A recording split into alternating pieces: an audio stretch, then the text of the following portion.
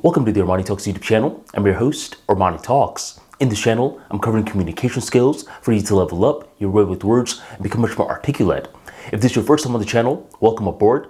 Every single day of the week, I am dropping brand new talks on topics such as public speaking, social skills, emotional resilience, and much more. Join the tribe by hitting that subscribe button right on below, hit that bell notification, and never miss another video again. In today's episode, we are entering the world of social skills along with emotional intelligence to talk about the dark parts of prestigious fields. One of the most prestigious fields that I recall growing up was being a doctor. Especially if you're in the Desi community and you're a doctor, there will always be a marketplace for you. Well, by undergrad, there was a period when I was the external vice president for my fraternity, and there was another gentleman. He was the internal vice president. During my time working with this guy, because I had to work with this guy, I focused on outside events. He focused on internal events within the other brothers. I noticed that he would never show up to meetings. I found this very annoying. Dude, you're in an e-board position. Show up to meetings. And whenever I would vent my frustration to the other brothers, they would all be like, well, yeah, you know, Veer, the internal vice president, he is studying to be a doctor, Armani, so we have to give it a pass. Even within my fraternity, trying to achieve that doctor field, it was seen as high status. So everyone would give him a pass. Well, last week, what happened was I was going to Walmart and randomly I ran into Veer. Veer gets out of his car and he's like, Armani, is that you? I look at Veer and he looks pretty much the same. He gained a little bit of weight, but overall, he still has that very deep voice. I'm like, yo, Veer, what's good, bro? We're catching up. As we're catching up, I'm like, so what are you doing nowadays? He's like, oh yeah, I'm a doctor. You are? And I started asking him more about it. How much are you making? He says roughly $200K. $200,000. And how old are you again? He says 32 years old. He's just getting started and he's making so much money. I wanted to keep focusing on this part of his life, his profession. But I noticed that the more that I wanted to talk about his profession, the more that he was changing the topic. I was like, so how does it feel like being a doctor? Where do you exactly work? How long do you work? And he's giving me very short responses. But then you could tell he wants to talk about his relationship life. He's like, Armani, I'm actually just back into Florida. I was living in another state. I had a really bad breakup with a girl.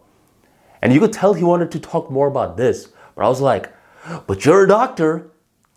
And eventually, he took control of the conversation and he forcefully talked more about his most recent breakup. And he starts to tell me that one of the reasons he broke up with the girl was because he was a doctor. Since he was making so much money, the girl just assumed that he was going to pay for everything, which in the beginning stages, he did. He was buying everything that she could imagine, but he was starting to resent her because his parents are getting older and he's supposed to send money to his parents. He still wants to invest. He still has other hobbies. And he still has to pay off $300,000 in student loans. But he can't do that because he has to keep paying for her.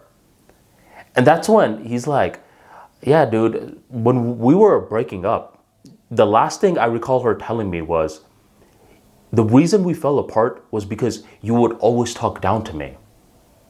And I asked him, was that true? He said, yes, it was true. The more that we talked, the more that I saw that him being a doctor came with other people being more entitled to him. By the time he moved back from a different state to Florida, his parents were like, you know what, dude, son, you're losing hair. You're 32 years old. You're still not married. Come on, you need to get married. You may not even get married because you're balding. And Veer, I could see that he was getting nervous about never being married. And I was like, dude, I know you don't want to talk about it, but the thing is, you are a doctor. There will always be a marketplace for you, especially within the Desi community. There are a lot of moms who dream that their daughters actually marry a doctor, and you are a doctor. You will find someone. And he's like, Armani, that's the problem, man. Every girl that I seem to attract seems to want something from me rather than want to contribute something to me. And the more that I heard him talk, the more that I realized that he was in a prestigious field, but he dealt with a lot of insecurities. And the main thing that this entire interaction taught me was that no matter which field that you consider super prestigious, you don't want to think that it's only prestigious and that's it. That's the front end, you're saying, but on the back end, it's really disturbing. I mean, this guy was whining more about being a doctor than actually enjoying it. He was telling me he keeps attracting leeches, how he stresses about paying off $300,000 in student loans, how him pretty much focusing on medicine for the past decade has left him behind on other parts of life. He just kept talking about the bad parts. The more that he opened up to me, the more that he showed me the back end of being a doctor.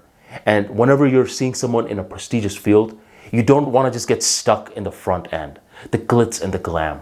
Eventually, you want to ask them about the back end, and that is when you will get the real insight.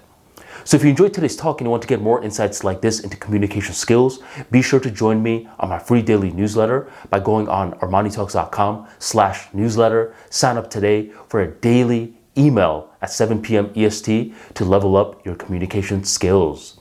Thank you very much for joining me, and I will catch you next time.